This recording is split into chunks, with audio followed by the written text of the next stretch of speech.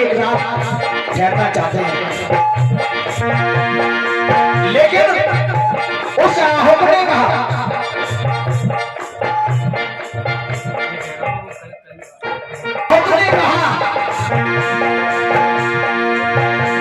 घर की स्थान नहीं स्वामी, तो व्यक्ति का घर मेरा है। पत्नी ने सुनकर कहा, स्वामी घर हमारा है।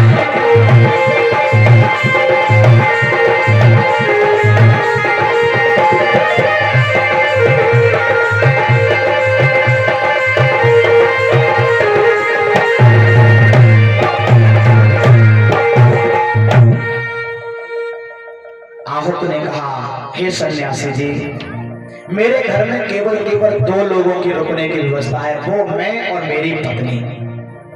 अब तीसरे व्यक्ति के लिए जगह ही नहीं है, और जगह की व्यवस्था करें तो आसन नहीं, कपड़े भी नहीं, क्या बिछाएंगे, क्या ओढ़ने को देंगे।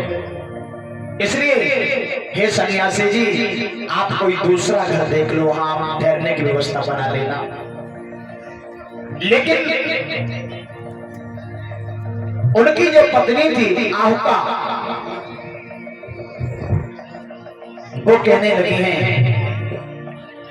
अपने पति से, सुनो, एक संत सन्यासी जब दरवाजे पर आए हैं, और अगर वो अपने मुख से ठहरने के लिए अगर कह रहे हैं, तो मुझे ऐसा लग रहा है कि अपने जीवन में कुछ अच्छा होने वाला है। पहली बात तो संत दरवाजे पर बिना भगवान की मर्जी के आते नहीं है, और दूसरी बात, संतों में और भगवान में कोई फर्क नहीं है। संत तो भगवान से भी बढ़कर हैं, क्योंकि नवदा भक्ति में भगवान श्री राम ने माता सबरी को बताया था, मुझसे संत अधिक कर लेखा, संत और बढ़कर के हैं, इसलिए ये भगवान से भी बढ़कर के हैं। तो ये मेरा धर्म बनता है कि इनको रुकने की व्यवस्था अपने घर पर की जाए। लेकिन आहुत बार बार कह रहे हैं, अरे जाने दो, जाने दो। तो आहुका ने कहा, ये बात है तो सुनो, आप और इन संत को लेकर के घर में लेट जाना है, और मैं पूरी रात दरवाजे पर शस्त्र लेकर के पहरा देती रहूं, क्योंकि जंगल का रास्ता था, वो भीड़ थे वो।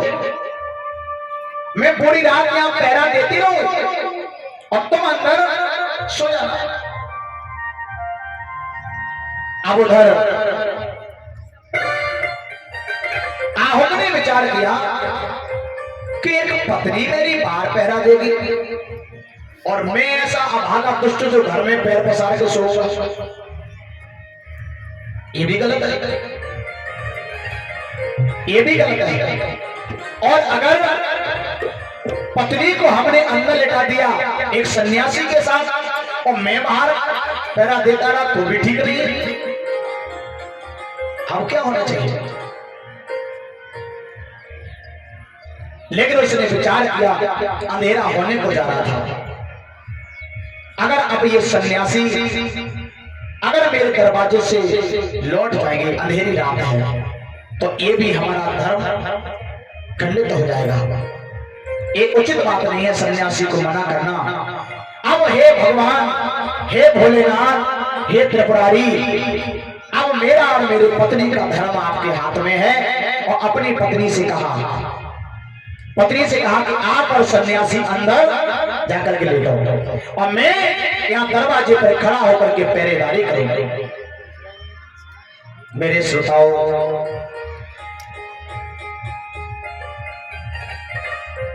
अस्त्र शस्त्र उसने हाथ में ले लिए हैं, पहरेदारी वो भीड़ करने लगा है।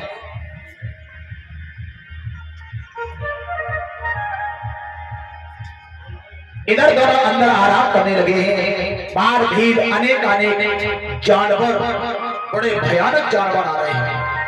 भगवान की माया थी, शिव जी की माया, और उन जानवरों से भीड़ लड़ता रहा रात भर। सुबह के 4 बजने में आए और जब उस ढील में ताकत नहीं रही तो जानवरों ने ऐसा प्रहार किया कि उस ढील का सर्वनाश कर दिया। जानवर उसको खा गए, मार दिया उसको। और जब सुबह पत्नी ने देखा ये दृश्य, घर से बाहर निकली और अपने पति की अस्थियां पड़ी रह गई, खाल कहीं पड़ी, कहीं मांस का लोथड़ा पड़ा है। अब भैया ये दृश्य देख करके और बेचारी धारे मार के रोने लगी। हे विधाता, ये सब मेरे साथ में क्या हो रहा है? मैंने तो अपने धर्म की खातिर एक सन्यासी को अपने घर में लिटा लिया और आज सन्यासी ये संत भगवान से बढ़ करके हैं, फिर परमात्मा में थोड़ी भी शक्ति नहीं थी जो कि मेरे पति को भी बचा देते। बेचारी ये सोच सोच करके आज सर पटक रही है, रो रही है।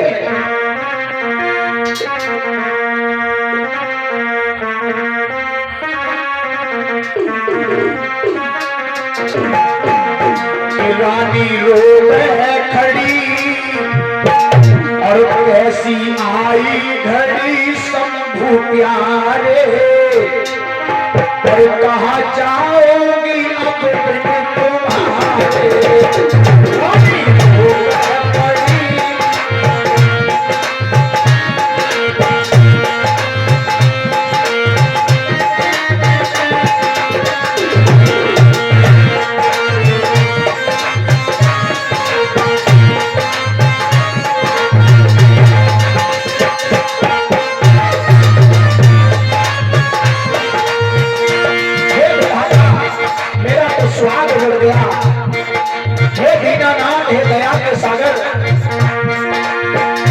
रानी रो खड़ी कैसी आई घड़ी शंभू प्यारे, कहाँ जाओगी तुम्हारे।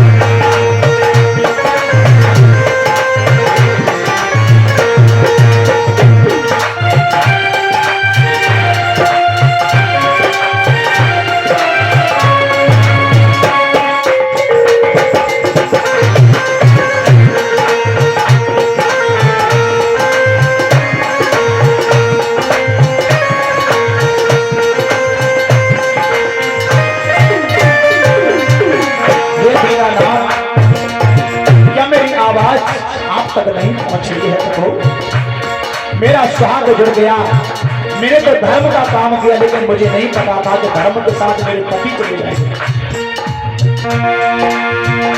रानी रोते पड़ी कैसी आई घड़ी शंभू प्यारे, कहाँ जाओगी अब तुम्हारे।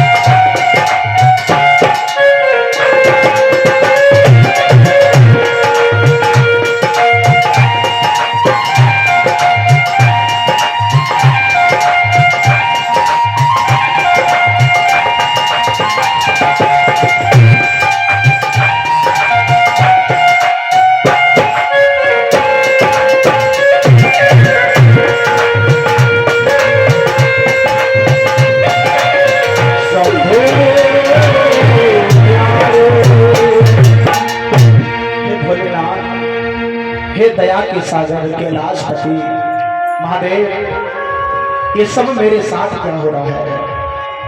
अब आहो का अपने पति आहो की चिंता में दुखी तो थी, पर अपना दुख दबाती हुई उन सन्यासी से बोली, हे सन्यासी जी, ये तो विधि का विधान है, ये विधि का विधान है और इसको कोई टाल नहीं सकता है।